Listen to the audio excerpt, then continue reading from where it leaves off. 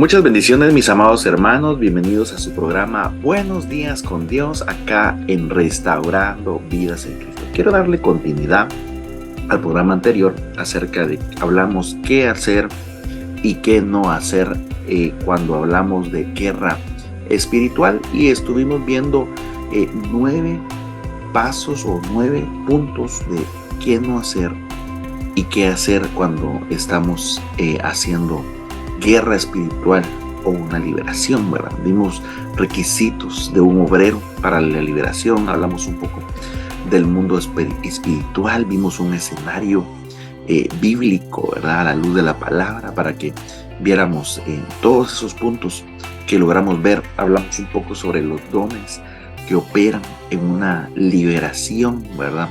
Como el discernimiento de espíritus, ¿verdad? Y hablamos un poco acerca de los espíritus frecuentes que atacan al hombre y a la mujer, ¿verdad?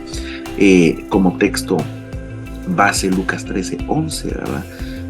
Donde dice en el versículo 11, y había ahí una mujer que durante 18 años había tenido una enfermedad causada por un espíritu que estaba encorvada y de ninguna manera se podía enderezar.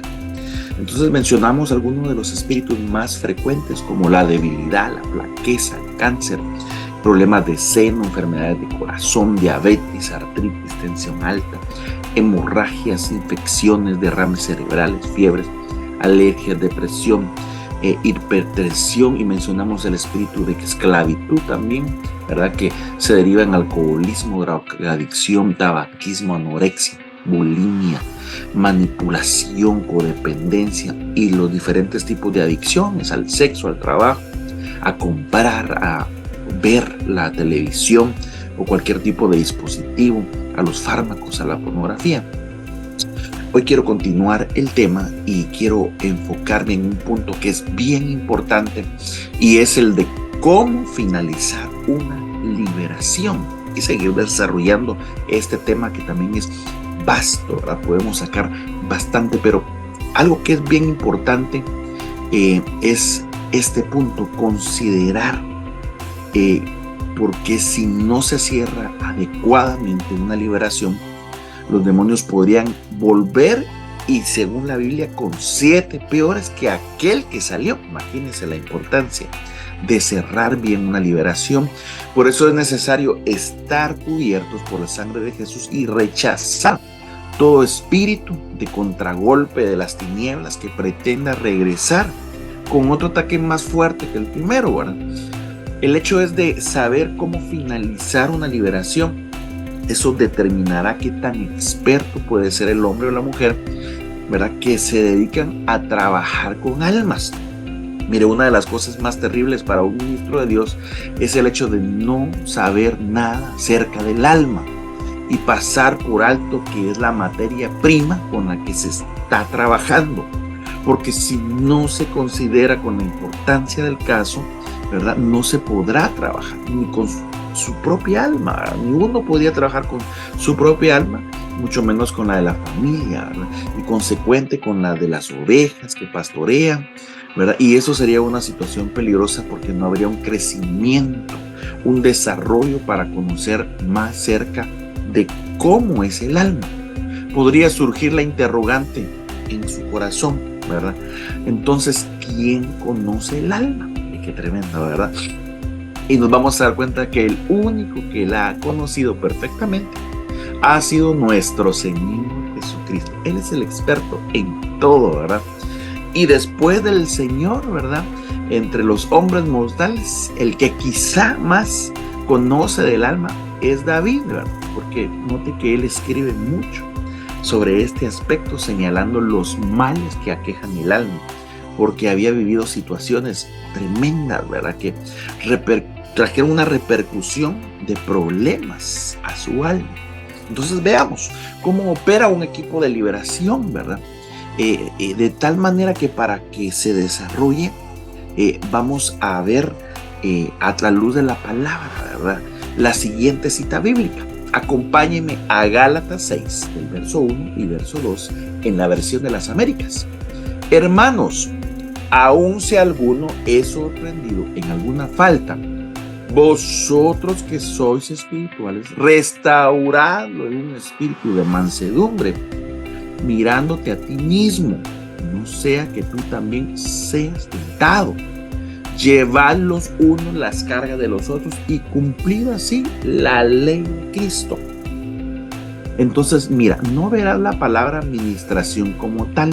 Sin embargo, el concepto está codificado en toda la Biblia, por lo que deseo mostrarte aquí es que las personas mencionadas o llamadas a que sean restauradoras deben haber alcanzado el nivel de ser espirituales, por lo cual no solamente debieron haber dejado lo que es considerado como carnal, sino que también debieron ser restaurados en su alma. O sea que uno de los principales problemas que surgen a veces son cuando la persona que está fungiendo como ministrador no ha sido restaurado del alma porque quizá no ha tenido problemas, ¿verdad? Aunque es muy difícil que alguien diga que nunca ha tenido problemas o que no haya batallado con su alma, aunque sea inconscientemente. Entonces, el ministrador debería tener experiencia antes de emitir un consejo. Claro que al final es el Espíritu Santo el que habla a través del ministrador, pero aún así podría dar un buen consejo sin saber lo que la otra persona está viviendo en su alma, y eso provocaría más daño a la persona que necesita ser restaurada. Un ejemplo lo puedes ver cuando alguien con problemas platica con una persona hoy, mañana con otra y después con otra, ¿verdad? Hablando siempre de su problema y buscando un consejo, mira, de quien sea. Su problema se agrava cuando la persona con la que habla ha tenido el mismo problema, ¿verdad? Pero sin solucionarlo, y en lugar de buscar restauración de su alma se ha amargado porque la herida en el alma sigue abierta. Entonces, de tal manera que cuando escucha la misma situación en otra persona, hace que brote nuevamente en su mente lo que vivió, incluso hace que vuelva a sangrar la herida, y eso es peligroso, ¿verdad? Se constituye y contribuye a que por su boca salgan malos consejos, permitiendo con eso que la persona que llegó a buscar un consejo reciba uno, pero negativo, ojo, ¿verdad? Lo cual permite que caiga, mira, en un círculo vicioso, porque cada vez que hable con una persona, no en un proceso de administración, sino con una persona en particular, crecerá más y más su problema porque no tiene una respuesta de acuerdo a la restauración que necesita. Y es por esta razón que si en algún momento llegas a tener un problema donde la administración del alma es vital, mire, no dude en buscar ayuda. Primero porque es lo mejor para tu alma, y también porque de esa manera, al terminar de ser restaurado, puedes alcanzar la estatura de espiritual en el nivel de ser un restaurador también para otros. La administración al alma es importantísima, ¿verdad? Debemos tener bien claro el concepto porque es muy importante. Mire, sondear por el espíritu el alma del creyente. ¿Qué es sondear, hermano? Es conocer el pasado, es conocer el presente para auxiliarlo en su futuro. Mire, en el punto anterior se logra con la participación del ministrado, porque de otra forma la persona que ministra no podría romper con la barrera que haya. O sea, es bastante que batallar en contra de la operación de las tinieblas como para pretender saber de la nada lo que sucede. O sea, es necesario que la persona que se está ministrando confiese con su boca toda acusación que el diablo pretenda sostener acerca de la vida pasada. Sobre todo debe ser de esa manera porque ahí opera una ley espiritual, la cual es el principio de confesar los pecados los unos con los otros. Recuerda que el mundo espiritual de las tinieblas es un mundo jurídico, legal, que opera a través de derechos, de tal manera que cuando alguien no confiesa un pecado, aunque la persona se haya apartado, el mundo espiritual tiene el derecho de ejercer la influencia de esa persona. Recuerda que la operación es que primero se confiese y luego se aparta del pecado. El problema es que a veces la gente quiere cambiar los procesos y ni siquiera los completan porque pretenden apartarse del pecado, pero no los confiesan, no buscan administración del alma. Por lo tanto, el reino de las tinieblas, aunque tiene legalmente el derecho para poder intervenir a una persona en el ámbito jurídico espiritual, se interna o externamente, ¿verdad? Ya sea interna o externamente. O sea, cuando hablo de una intervención espiritual, en el concepto de guerra espiritual, se debe conocer que también se llama depresión cuando es interna. Pero no es la enfermedad mental que se conoce comúnmente como tal, sino la operación demoníaca operando por dentro de una persona, diferente a una opresión, porque es cuando surge desde afuera un estorbo en el entorno de la persona.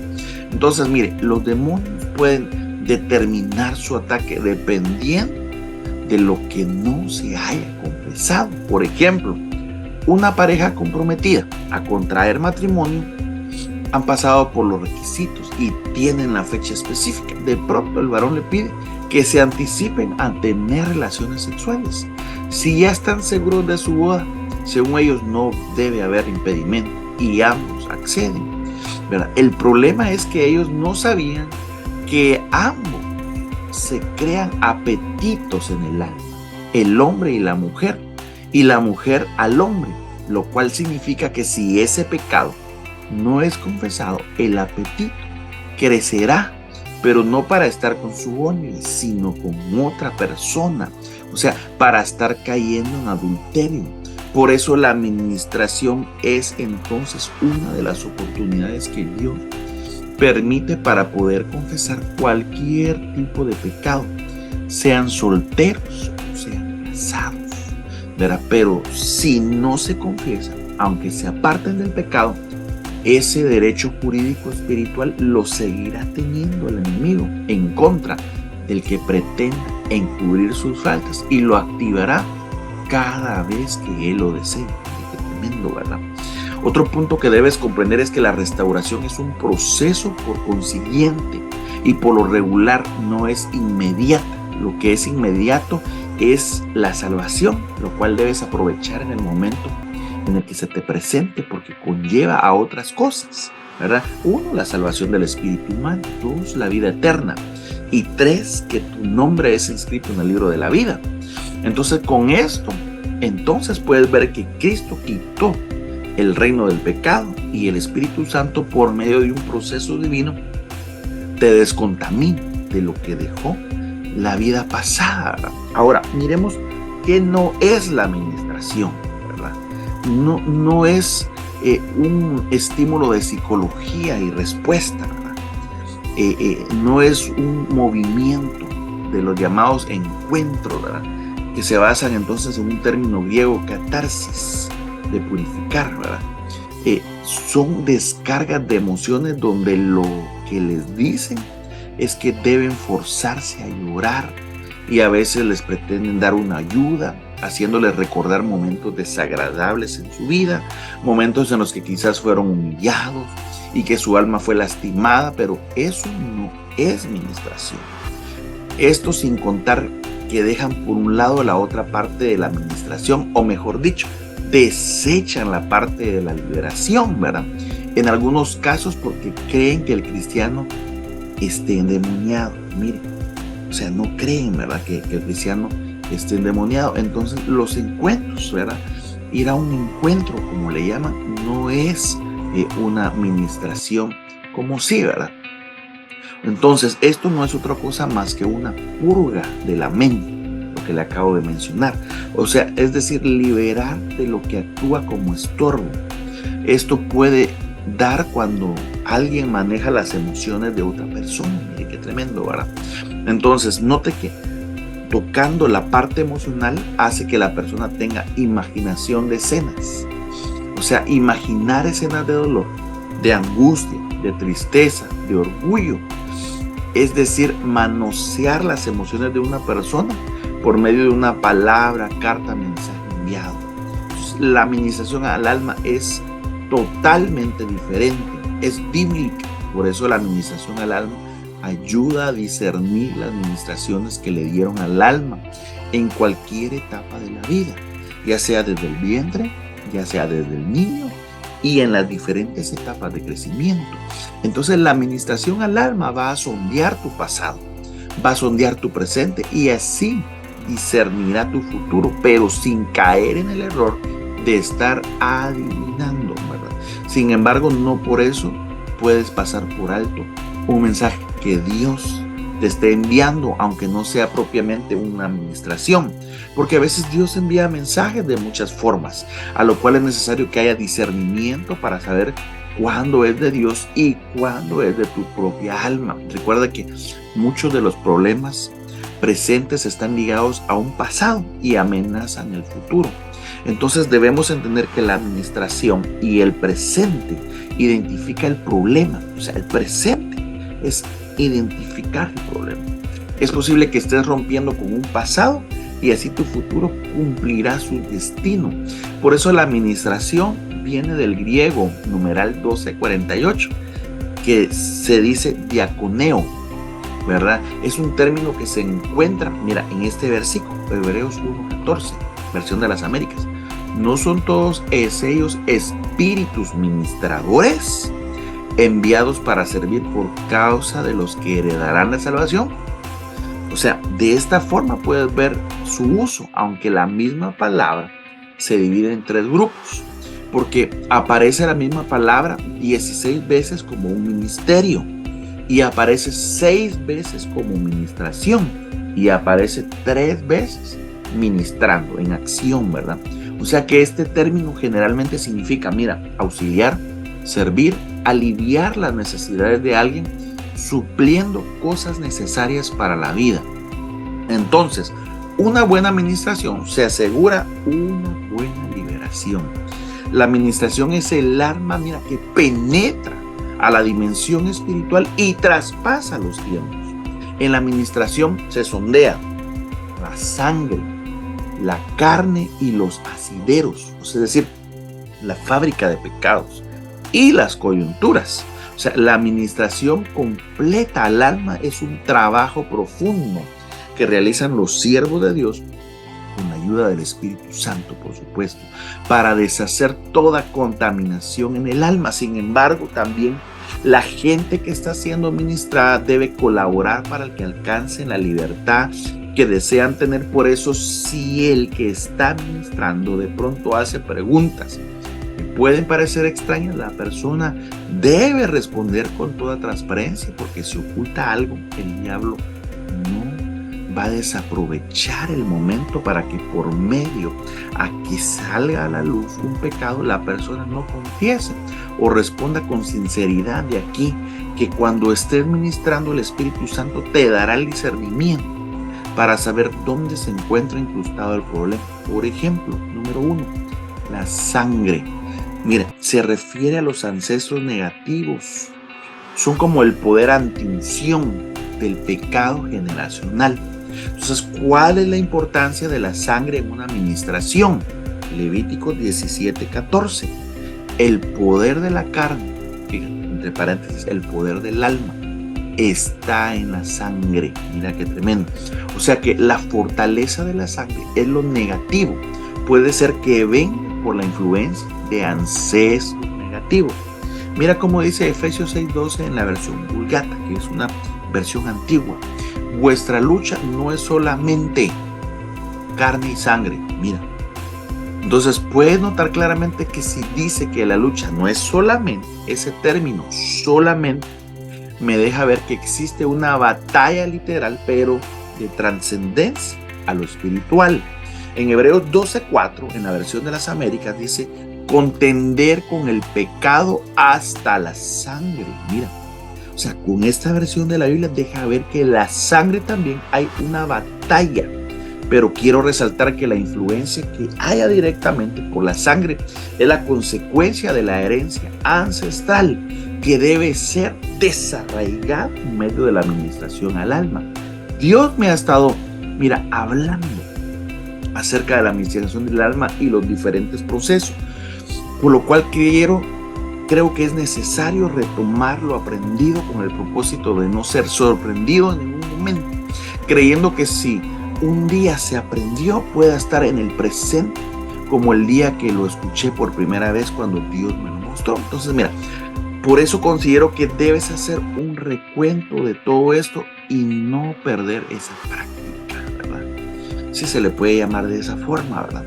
A lo que conlleva una administración, no solo para no olvidarlos, sino para no caer tampoco en una tradición y hacer las cosas en forma automática, aunque llegue a ser humanismo y no por el espíritu. Entonces recuerda que es el tiempo final, de tal manera que si el alma es engañada en el último momento antes de salir a la tierra, lo más seguro es que habrá necesidad de volver para lavar vestiduras espirituales que Dios ya te haya entregado y lavarlas en la sangre del Cordero, ¿verdad? Pero necesitamos pedirle al Señor que nos ayude para que no sea así. O sea, basándome en eso, puedo ver que el paralelismo entre las fiestas judías y la administración, por ejemplo, la fiesta de la Pascua, veo que hay un llamado a la libertad. Claro que Jesús te hizo libre por su sacrificio, pero también debes considerar que el enemigo mantiene un ataque constante para manchar tus ropas. Por eso puedes acercarte a su mesa para participar de la Santa Cena, tener la oportunidad de un reinicio en tu vida y que en lugar de ser una liberación sea una descontaminación.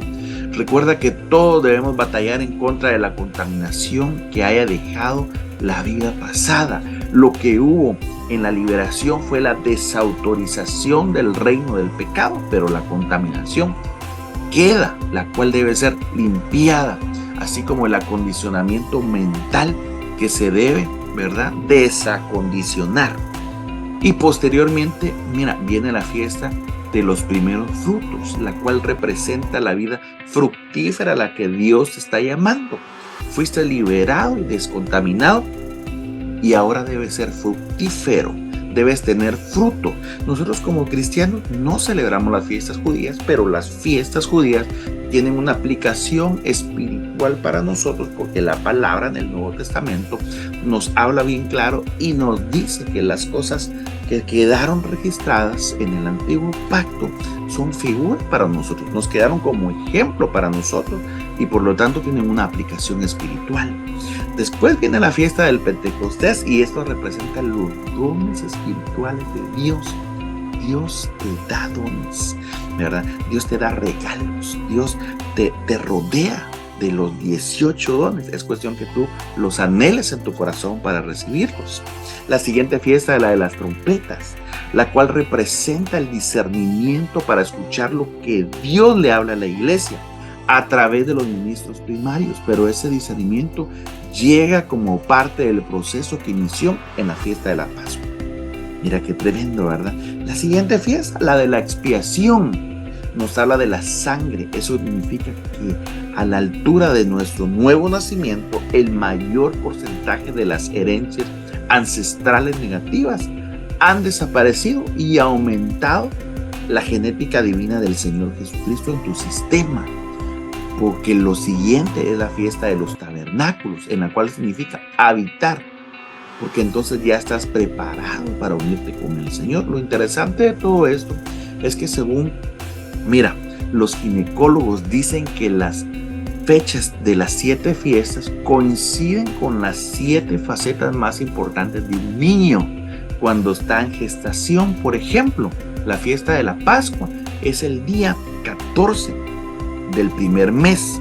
Eso coincide cuando un esperma entra en un óvulo porque madura al día 14 del primer mes. Mira qué tremendo, ¿verdad? Otro ejemplo lo puedes ver con la fiesta de las trompetas, la cual es el día 1 del 7º mes.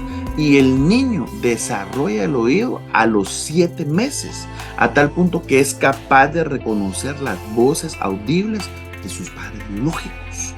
Otro dato interesante es que la fiesta del Hanukkah o la fiesta de las luces, esta fiesta se celebra el 10º día del 9º mes, el cual es el tiempo típico en que nace un niño o una niña. O sea, digo todo esto porque entonces existe una esperanza en la que tu alma será restaurada por completo de todos los ancestros negativos que fue heredada, aunque no hayas querido. Tienes una herencia automática en tu vida desde el momento en que empezaste a vivir, pero en el nombre de Jesús puedes volver al diseño original desde tu genética. Por eso la palabra restauración está relacionada con volver a tu estado original y partir del derramamiento de la sangre de Jesús. Entonces mira, la Biblia, la ciencia y la genética, ¿cómo hemos llegado hasta aquí, verdad? Hagamos una reseña de la historia de las investigaciones de la genética. Mira, en el año de 1953 se publica un artículo sobre la estructura helicoidal del ADN y fue propuesta por dos investigadores, uno británico que se llamaba Francis Crick y el otro era un estadounidense que se llamaba James Watson, lo que constituyó la piedra angular de los procesos de secuenciación. O sea, más tarde se realizó una conferencia científica en el año de 1984 en Atlanta, Utah, en Estados Unidos, donde se propone por primera vez el proyecto de secuencia del genoma humano. En el 88, el Congreso de los Estados Unidos aprueba el proyecto que establece una fecha de 15 años para poder desarrollarlo con un presupuesto de 3,000 millones. Fíjate, en el mes de octubre de 1990, se informa oficialmente el lanzamiento del proyecto Genoma Humano. Y mira, la agenda era, número 1, determinar la secuencia completa de los nucleótidos del ADN humano y localizar los genes. Número 2, construir mapas físicos y genéticos. Número 3, analizar genomas de organismos usados como sistemas modelo de investigación. Número 4, desarrollar nuevas tecnologías. Número 5, analizar y debatir las implicaciones éticas y legales tanto para los individuos como para la sociedad. Entonces, en ese momento se decidía que el número de genes en los humanos era de 100,000 genes. Pero en el año de 1994 se tiene el primer mapa genético y en 1996 el mapa físico. En el año 2000 se dispone del primer borrador y el lunes 26 de junio del año 2000 se puede leer por primera vez las letras químicas del código genético humano. Este era el primer borrador de la secuencia del genoma humano y fue tomado de la secuenciación de los genomas de origen hispano, caucásicos, afroamericanos, pertenecientes a 3 mujeres y 2 hombres. Dentro de esa misma investigación se dieron a conocer nuevos datos sobre el genoma que permitieron ver que constaba aproximadamente solo de 30,000 genes, cambiando así la idea ortodoxa que tenían que eran 100,000 genes. ¡Qué tremendo! O sea que la secuencia del genoma humano se hizo pública el 14 de abril del 2003 en el llamado Proyecto Genoma Humano. Usted lo puede investigar, se puede ir al Google y ver, ¿verdad? Ahora, ¿por qué hice una reseña de esto? Porque es importante ver que hay una herencia de genética. Mira, según los estudios realizados, muchas de las enfermedades son heredadas. Número 2, otras veces los genes son trastocados por espíritus inmundos o demonios, es decir, por influencia espiritual del lado de las tinieblas. Número 3, a veces por una maldición de parte de Dios por iniquidad ancestral.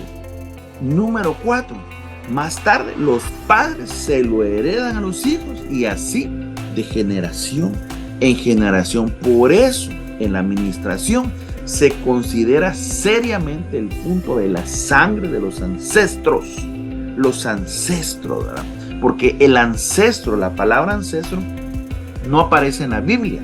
Sin embargo, por ser un término que se refiere a los antepasados, aparece en toda la Biblia, en el concepto de las familias. Entonces, ancestro es la suma de lo que eres y que has recibido de tus antepasados. Según el diccionario secular, es una herencia, es el conjunto de carácter anatómicos, fisiológicos que los seres vivos heredan de sus progenitores. Lo que refleja es un regalo de tus padres, aunque sea un mal que te hereden. Y eso es llamado en las escrituras ruinas antiguas. Entonces, ¿qué son los ancestros? Esta palabra, mira, es relativa a los antepasados de origen remotos, referente a los antecesores y progenitores, y esto es genética. Entonces debes entender que también se heredan cosas por tradición o costumbres, ya sea de enseñanzas buenas o malas de parte de los padres hacia los hijos. Cuando se habla de ancestros y las herencias recibidas, la forma de examinar esta herencia solamente va hasta el tiempo de los padres, pero cuando se está administrando el alma, debes saber que eres el producto de más allá de los padres. Por lo menos hay 14 generaciones que contribuyeron en el sistema genético de cada persona. Por ejemplo, cada persona tiene 8 bisabuelos, cada persona tiene 4 abuelos, cada persona tiene 2 padres para hacer el producto final, que soy yo, tú que estás escuchando. De acuerdo a esta representación generacional, tú eres el número 15 de una generación dividida en 4 etapas. Pero entonces esto deja la perspectiva en que podrías estar batallando con algo que viene desde tus bisabuelos, lo que en la actualidad se conoce como epigenética. De ahí entonces el término epi, que significa más allá, porque las repercusiones que pueden estar viviendo sin tener una respuesta lógica a determinados padecimientos, tanto del cuerpo como del alma, es la consecuencia de lo que tus ancestros hayan hecho en el pasado. Los dejó marcados en su genética, y cuando llegó el momento de procrear o multiplicarse, ahí va incrustado esa problemática, la cual vino de generación en generación hasta llegar a tu vida. Sea eso espiritual, natural. De ahí entonces los problemas en el alma y también las enfermedades hereditarias como la diabetes, como la mala alimentación, como las hambrunas padecidas en los bisabuelos.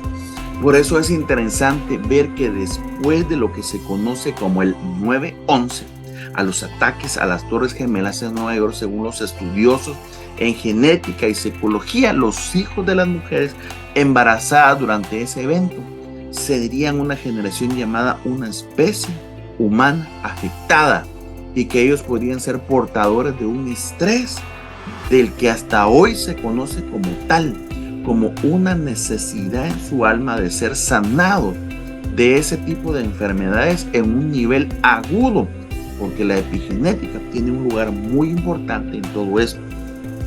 Si deseas ver una referencia bíblica respecto a esto, observa lo siguiente. Mateo 1, 17 al 18 en la Biblia de las Américas. De manera que todas las generaciones desde Abraham a David son 14 generaciones. Y desde David hasta la deportación de Babilonia, 14 generaciones. Y desde la deportación de Babilonia hasta Cristo, 14 generaciones. Y el nacimiento de Jesucristo fue como sigue: estando su madre María desposada con José, antes de que se consumara el matrimonio, se halló que había concebido por obra del Espíritu Santo. O sea, dicho en otras palabras, somos el producto de 14 generaciones. Tenemos posibilidad de traer genética alterada dentro del ADN, no solamente positivas, sino negativas también, sin saber qué fue lo que ellos hicieron. Entonces aparecerá repentinamente. Por lo tanto, puede ser que estemos sujetos a debilidades de todo tipo, heredadas por los ancestros, las debilidades generacionales. Y con este punto voy cerrando este espacio de programa. Y dice: se mantiene de generación en generación porque ninguno ha luchado contra los estragos que producen. ¿Cuáles son las fuentes? 1, heredando genética de los progenitores. 2, aprendiendo por lo que se ve hacer a los progenitores, a tus padres. Y 3, influenciados por la memoria genética de los primogenitores. Entonces la realidad es que la naturaleza, mira, en Cristo Jesús esto te lleva al siguiente nivel. Pero número 2, la personalidad. ¿Cuál debes cambiar? Tu naturaleza en Cristo cambió, pero no así tu personalidad. Por eso es importante la administración para llegar finalmente a ser nueva raza. Por eso significa entonces que tienes la oportunidad de cambiar, lo cual antes no se tenía, pero ahora sí. Por eso, el que está en Cristo, nueva criatura es. Las cosas viejas van pasando día con día, con cada oportunidad de participar de la mesa del Señor. También hay una extraordinaria oportunidad si le aplicas fe. Influenciados, mira, por la memoria genética de los padres, de los progenitores. Es decir, que a través de lo que se conoce como epigenética de los espermatozoides se transmiten a través de varias generaciones, ¿verdad? Michael Skinner es un genetista reconocido a nivel mundial y famoso por eliminar los dogmas científicos. Se hablaba de un número de 100.000 cromosomas que el ser humano tenía y que habían comprobado que estaban activos al punto de llamarlos basura. Pero este científico les comprobó que el genoma humano no es una teoría perfecta, sino que el ser humano está influenciado por 30.000 cromosomas. Pero entonces, ¿dónde están los otros 70.000? Simplemente no existen. O sea, ese estudio lo llevó a concentrarse en una parte que aún la ciencia no había descubierto, lo cual él llamó la epigenética transgeneracional. Eso significa que hay una memoria genética, incluso de experiencias de los bisabuelos, que algunos fueron conocidos o visibles y otros en secreto, pero las que quedaron en secreto y que ellos fueron a la tumba con esos secretos no fueron tan escondidos porque quedaron escritos en la memoria genética, lo cual significa que el gen sabe de dónde viene y esas experiencias están grabadas en el bisnieto.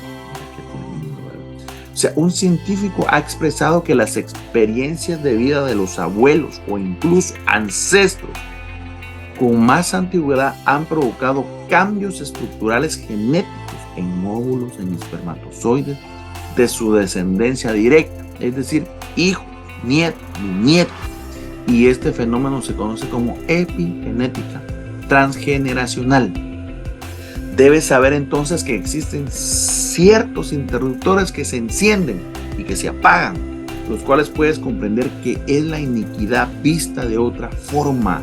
Es el vehículo del pecado, es la fábrica del pecado, la motivación para pecar. Por eso la Biblia dice que visitará la iniquidad de los padres sobre los hijos hasta la tercera y cuarta generación. Eso debe de dejar una inquietud en tu vida, porque a veces no nos queda clara esa declaración, especialmente cuando se utilizan Biblias que dicen, en lugar de visitar, dice castigar. Pero realmente cuando se investiga esa palabra en el original que fue escrito, se puede comprender que Dios va a visitar más allá de la generación actual, con el propósito de ver si se está trabajando en pos de reducir los efectos generacionales fueron heredados. Por eso cuando Dios ve que estás trabajando en tu restauración, hay misericordia hasta que finalmente seas libre de cualquier situación contraria a tu vida. La administración al alma es entonces sondear por el espíritu el pasado, el presente y el futuro, y es lo que científicamente se está alcanzando a ver en relación con los padecimientos del cuerpo. Por ello, puede quedarse solamente en eso, no puede. Cuando la realidad es que existe un mundo espiritual el cual afecta de forma directa tu vida.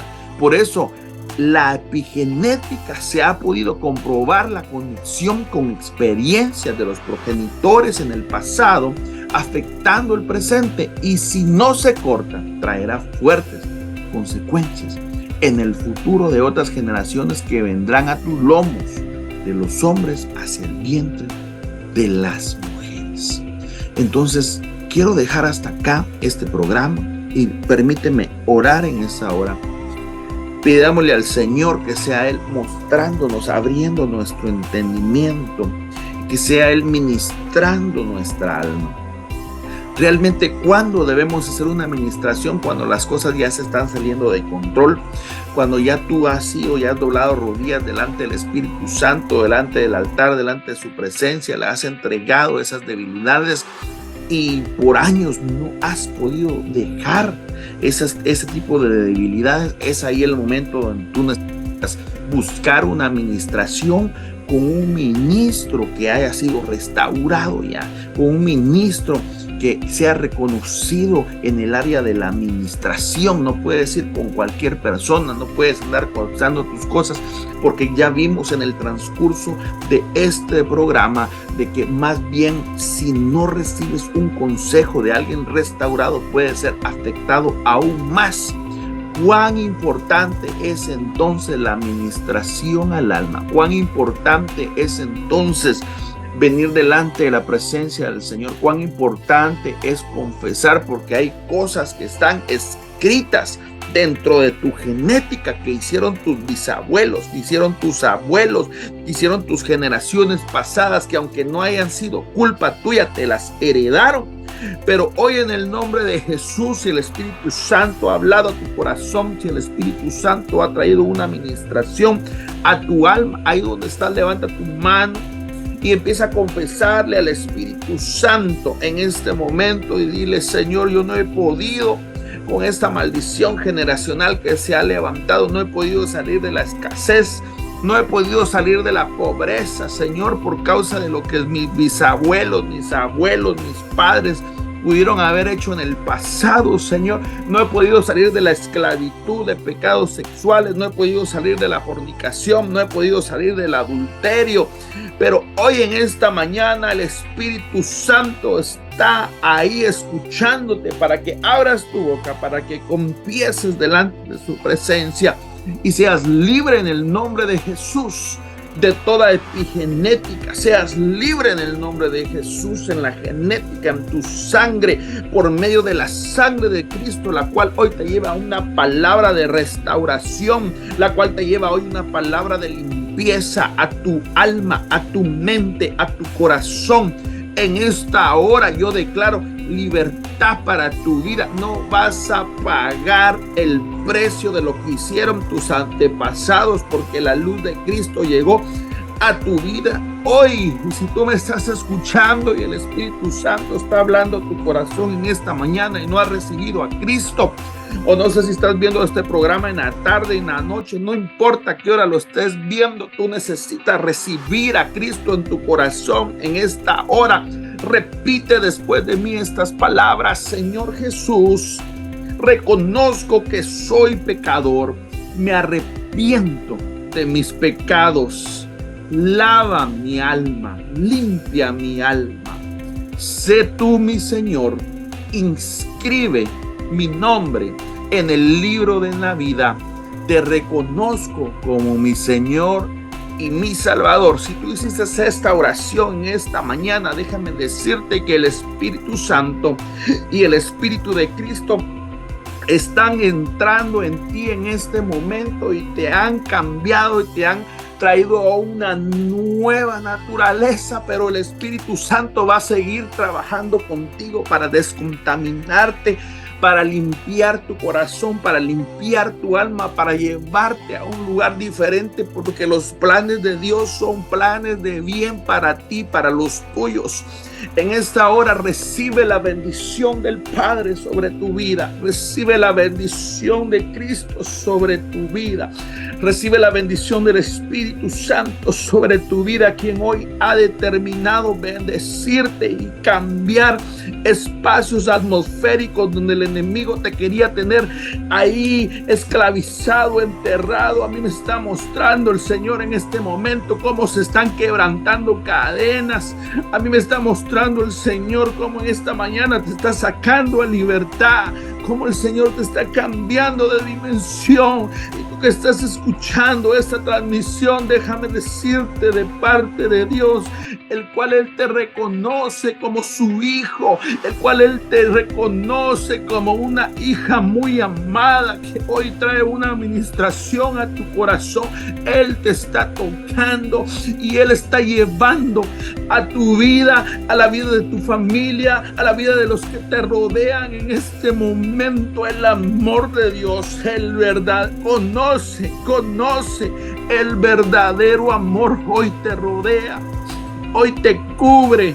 Las alas del Altísimo se están posando sobre tu vida ahora y te declara libertad en el nombre poderoso de Jesús. Son libre. Sé libre en tu alma. Ahora sé libre en tu alma. Todo espíritu de esclavitud le ordeno fuera en el nombre de Jesús. Ahora sobre tu vida quedas libre. Libre, suelta ahora en el nombre de Jesús. Por el dedo de Jehová, suelta ahora. Te declaro libre en el nombre de Jesús en esta mañana, porque a eso nos ha llamado el Señor y eso es lo que el Señor tiene para tu vida hoy. Le damos gracias al Señor por la bendición que nos da de poder compartir, y gracias a ti que has abierto esta transmisión a tu casa. Esta bendición va a llegar no solamente a ti, sino a los tuyos en el nombre de Jesús. Gracias al Señor. Será hasta la próxima transmisión. Muchas gracias por estar en sintonía. Que el Señor les bendiga.